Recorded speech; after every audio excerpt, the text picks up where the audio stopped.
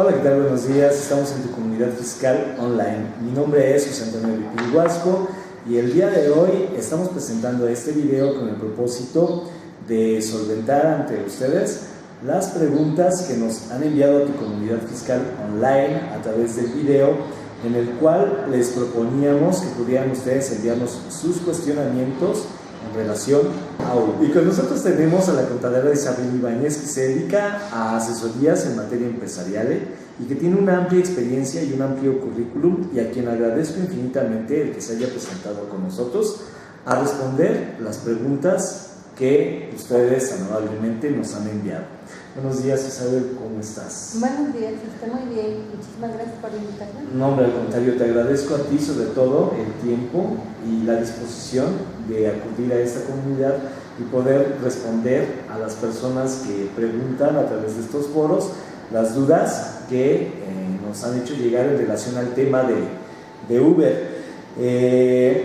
Isabel es una de las contadoras con quien estuvimos platicando alguna mañana y bajo algunas circunstancias de diversos temas fiscales, y salió a colación Uber, las circunstancias de la contratación de esta empresa a aquellas personas que brindan servicios de transporte, y platicábamos en relación a el gancho que suele usar precisamente Uber para contratar a estas personas que brindan servicio en materia de taxi, de transportación. Y entonces, en esta plática nosotros deducíamos que existen una serie de cuestiones que resultan interesantes, pero en este caso, en materia de contratación, la primera pregunta antes de entrar a la de ustedes que me gustaría hacer a Isabel se refiere en relación a cuál es su opinión respecto a la forma en la que Uber se encuentra actualmente contratando a las personas en materia de transporte, y en relación al hecho de que, como platicábamos en aquella mañana, Uber le convenza a la gente de trabajar con ellos, indicándoles que no hay por qué darse de alta en Hacienda. En ese sentido, en tu experiencia como una persona en materia contable, ¿qué les podrías decir a estas personas que colaboran con Uber? ¿Son empresarios? ¿No lo son? ¿Tienen obligaciones con el fisco? ¿No las tienen? Desde el momento en que nosotros nos dedicamos a trabajar, estamos obligados al pago de impuestos. Es indiscutible que de una o de otra forma se tienen que dar de alta de Hacienda a efecto de contribuir. Todos los trabajadores tienen que declarar. Todos los trabajadores, cualquier persona que reciba ingresos aquí en México, debemos declarar. Entonces, incluso si yo estoy trabajando para una empresa, vamos a suponer como, ¿qué será? Una persona que contesta teléfonos, ¿también tendría que pagar los impuestos? Por cualquier ingreso que recibas, radicando aquí en México, tenemos que pagar impuestos. Estamos obligados vía Constitución a esa parte, a colaborar para el gasto público. Muy bien, entonces resultará un tanto interesante la postura de Uber en relación a esta circunstancia respecto a quienes brindan el servicio de taxi, en cuanto que no les requiere e incluso les dice que no tendrán que pagar el tributo ante la autoridad fiscal. Sí, yo creo que mañosamente en ese sentido dicen que no tienen que pagar tributo, pero sin embargo sí los mandan a que vayan y se den de alta Hacienda y que a su vez entreguen su FIER y sus datos para que en realidad que mi factura es Uber, ¿no? Tú como persona que utiliza el servicio vas y te das, pides la factura, pero la pides en la plataforma de Uber. Entonces tiene factura Uber, pero factura en razón de la información que ya tiene de sus afiliados. Muy bien, muy interesante. Entonces, cuando una persona desea contratar el servicio de Uber, esa persona que va a contratar este servicio de radiotaxis en realidad, va a, si así lo desea, a recibir una factura especial como la persona que va a pagar el servicio. Ajá. Por lo que me expones. Sí, sí, sí. Y a su vez esto le va a generar obligaciones tributarias a aquel quien a su vez va a brindar su automóvil para dar ese servicio. Sí. Y entonces, ¿cuáles serían las obligaciones derivadas? Sobre todo para la persona que va a brindar el servicio y que fue contratada por Uber bajo la idea de que en realidad obligaciones fiscales no debería de tener. ¿Cuáles serían estas obligaciones? Básicamente las obligaciones son dos en cuanto a relación al impuesto sobre la renta y a ser contribuyente del IVA. Muy bien. En la pregunta anterior nos decías una cuestión bien interesante. Entonces, son dos obligaciones en materia de pago, IVA e ICR. Y en la cuestión anterior, nos dabas en tu respuesta también el planteamiento acerca de la necesidad de que si el contribuyente no estaba registrado ante el SAT, tuviera la obligación de hacerlo. Tiene la obligación desde el momento en que ellos deciden afiliarse a uno. Es un requisito. Excelente. ¿Y cuáles serían, por ejemplo, en realidad en este primer trámite ante el SAT, cuáles serían en general los requisitos ya directamente ante el SAT en general, que el contribuyente tendría que hacer en un primer acercamiento para cumplir con esa obligación de registro? Llevar el control de sus ingresos. Llevar el control de los ingresos. Y en un momento determinado, para ingresar apenas al Registro Federal de Contribuyentes, les están pidiendo que se den de alta justamente bajo el régimen de RIF. Muy comentado en medios publicitarios como aquella parte en que el contribuyente no paga impuestos y que en realidad no se está aperturando tal cual debe ser. No pagas impuestos en relación nada más a ICR, pero sí en base a IVA tendrías que pagar impuestos. En ese sentido, y ya pasando a las preguntas que ustedes nos han planteado, tengo yo aquí una de Luis Aguilar Ramón Remy. Me escribe y me dice: hola, soy chofer, llevo 2 semanas, ¿me podrás asesorar con eso de los impuestos, por favor? Una de las circunstancias, las personas que se acercan a Uber, por la pregunta que nos plantea esta persona, tienen total desconocimiento en relación a sus obligaciones fiscales. Entonces, el primer consejo, por ejemplo, ya para esas personas que se acercaron a esta empresa y ya le están brindando el servicio, sería entonces comenzar su trámite de alta primero ante el RFC. Sí. Muy bien. Y en caso de que ellos quisieran acercarse a ti para una cita profesional y en tu caso como contadora, pudieras brindarles una mayor asesoría acerca de cómo llevar este trámite, porque implica una serie de pasos ya directamente en las oficinas del SAT. ¿Cómo podrían ellos ponerse en contacto contigo? Podrían ponerse en contacto conmigo vía correo electrónico. Ok. ¿Cuál es su correo electrónico? c.ibanez@hotmail.com. Excelente. El correo electrónico de Isabel está apareciendo ahora en la pantalla y si ustedes gustan anotarlo, a través de él ustedes pueden concertar una cita con ella a propósito de que, en razón de la experiencia que ella tiene precisamente como experta en el área contable, les pueda brindar asesoría en esta materia de registro en el RFC ante el Servicio de Administración Tributaria.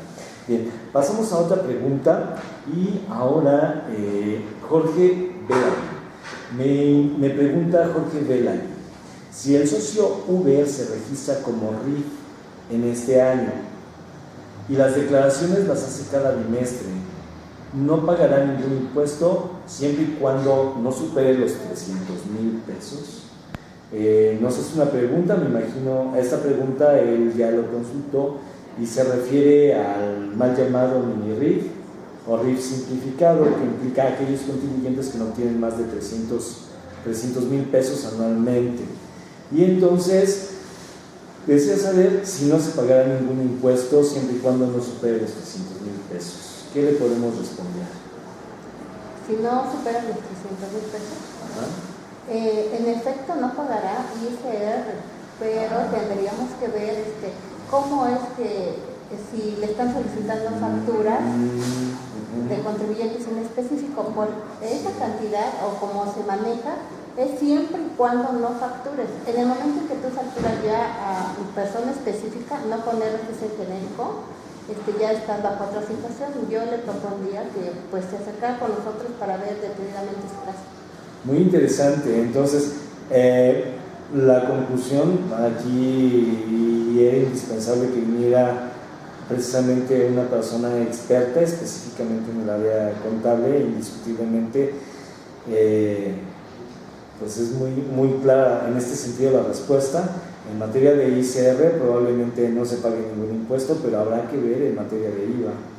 Entonces, con todo, se tendrá necesariamente que hacer una labor contable, especialmente si la persona le pide a Uber, la persona a quien le vamos a brindar el servicio, le pide a Uber la factura individualizada para ella, es decir, el CFDI electrónico. Entonces, en ese caso, indudablemente, se requeriría el servicio de un contador. Sí, indiscutiblemente, aunque te lo estés manejando como que mediante la plataforma Mis Cuentas, tú lo puedes hacer, es indudable que necesitan asesoría especializada. Porque los dos impuestos van amarrados. Sí. Hasta donde yo recuerdo como abogado, en mi caso abogado fiscalista, los dos impuestos van amarrados. Entonces, los pagos son definitivos y sin embargo se tiene que hacer el amarre entre IVA e ICR, y finalmente sí se requiere la experiencia de un experto con el propósito de que la declaración vaya en orden. ¿Qué ocurriría, por ejemplo, si el contribuyente quedara bajo la falsa idea de que no tendría que pagar entonces absolutamente bajo el mini RIF o RIF simplificado ni IVA ni ICR? ¿Qué consecuencias se podrían derivar respecto a los contribuyentes que no enteraran del IVA si es que se liberan por ahí comprobantes fiscales digitales individuales? Multas en primera instancia por haber realizado mal tu pago, o multas porque ya próximamente te los vinculen, ¿no? Ahora recordemos que a pesar de que no te llegue directamente algún requerimiento de solicitud de pago de esos 5 años, estarías obligado a que en algún momento dado la autoridad te pudiera requerir, ¿no? Muy interesante. Entonces, definitivamente, si en un momento determinado deseamos que no nos sea más costoso la omisión ante el Servicio de Administración Tributaria por multas y recargos, lo ideal sería desde ahorita consultar a un especialista con el propósito de que podamos llevar al orden la contabilidad. Ahora, otra pregunta bien importante que me surge: ¿qué pasaría si una persona llega a cometer más de 3 errores en el régimen de incorporación fiscal, sea porque no declaró, o sea porque se equivocó en una declaración o la pagó extemporáneamente? A la larga, ¿cuál sería la consecuencia? A la larga de esos errores es que quedas fuera de ese régimen y pasarías al régimen general de persona física. Entonces esto ya conlleva a que estas facilidades que tiene el RIF de no pagar impuestos, sino de ver disminuida tu carga tributaria, pues no gozarás de sus derechos. Entonces es muy importante para todos en esta comunidad fiscal. Si ustedes se encuentran en RIF, esta regla, por supuesto, no solamente aplica para Uber, aplica para todo contribuyente. Nos menciona Isabel. Entonces no deben de existir más de 3 errores en un ejercicio, y si no, las consecuencias serían que salen automáticamente de aquí. Muy bien, y entonces precisamente el consejo en este instante que se les podría brindar a las personas que nos ven sería que se pudieran acercar contigo. Me gustaría, más que correo electrónico, también en un momento determinado, si nos pudieras indicar algún teléfono celular donde se pudieran comunicar en caso de que deseen precisamente tener contacto con alguien que les va a poder asesorar a profundidad respecto a ese tema, ya para que ustedes puedan tener en orden su contabilidad y en un momento determinado ver la posibilidad de que no salgan de este régimen de incorporación fiscal. ¿Cuál sería tu teléfono? Mi teléfono celular sería 55 10 94 51 02.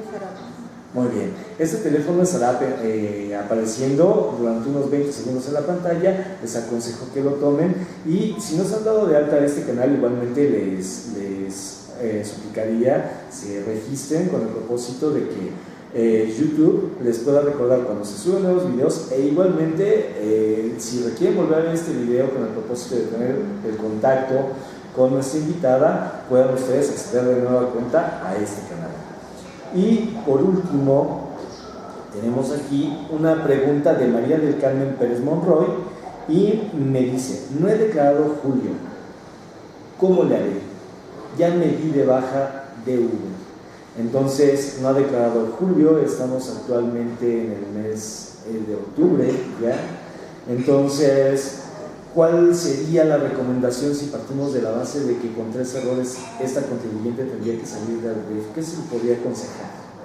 En su momento, ahorita tendría que presentar su pago bimestral que comprende julio-agosto y verificar realmente que se haya suspendido. En realidad no puede darse de baja ya una vez está dada de alta en la hacienda.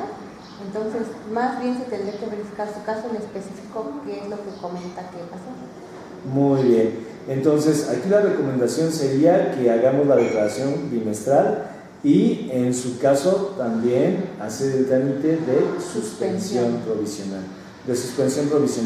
La baja opera, pero en otras circunstancias tributarias. En este caso, no operaría. Entonces, es muy importante el que sigas estos trámites, María del Carmen. Te aconsejo en un momento determinado que puedas contactar con Isabel. Sus datos de contacto vuelven a aparecer en este instante en la pantalla y con el propósito de que puedas estar al pendiente. Y si quieres abrir otro negocio, recuerda que el RIF dura 10 años. Entonces, ¿cuál sería el beneficio de que en este caso María del Carmen, como empresaria, ella nos menciona, ya me salí de Uber, ya no quiero saber nada de esta empresa? Entonces, ¿cuál sería la ventaja independientemente de cumplir, de estar al pendiente con el SAT, si ella quisiera iniciar otro negocio bajo el mismo RIF? ¿Cuál sería la ventaja de que finalmente se acerque con un especialista para concluir estos trámites? Que independientemente de que ella genere otro negocio, estaría dentro de ese mismo régimen y gozando todavía de los beneficios que vía de crédito se han dado. Entonces puede continuar con los beneficios como empresaria. Muy bien. Entonces, María del Carmen, yo te aconsejaría seguir, por supuesto, las recomendaciones de nuestra especialista.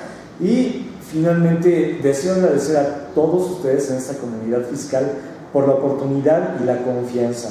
Como les he mencionado, el objetivo de este canal es brindarles a ustedes información seria y debidamente sustentada, con el propósito de que ustedes tengan certidumbre en el desarrollo de sus negocios y para llevar a buen término la labor contable sin mayor problema ante el sistema de administración tributaria. Les agradezco infinitamente. En la pantalla vuelven a aparecer los datos de contacto de Isabel y me gustaría mucho, por favor, que me ayuden a compartir este video con el propósito de que más gente se pueda acercar a este canal. Igualmente agradecer infinitamente a Isabel la confianza de presentarse en esta comunidad. Yo realmente estoy más que agradecido por el tiempo que ahora nos brinda y la invitamos para que en una segunda ocasión, si ustedes tienen alguna duda en materia tributaria, se pueda agendar una segunda colaboración con ella, si ella nos brinda así la oportunidad, si es que tiene tiempo en su agenda, y entonces podamos seguir hablando de estos interesantes temas. Isabel, te agradezco infinitamente, muchísimas gracias por venir a este canal y les reitero, mi nombre es José Antonio Ripley Huasco y les agradezco infinitamente por seguir haciendo tu comunidad fiscal online. Hasta luego.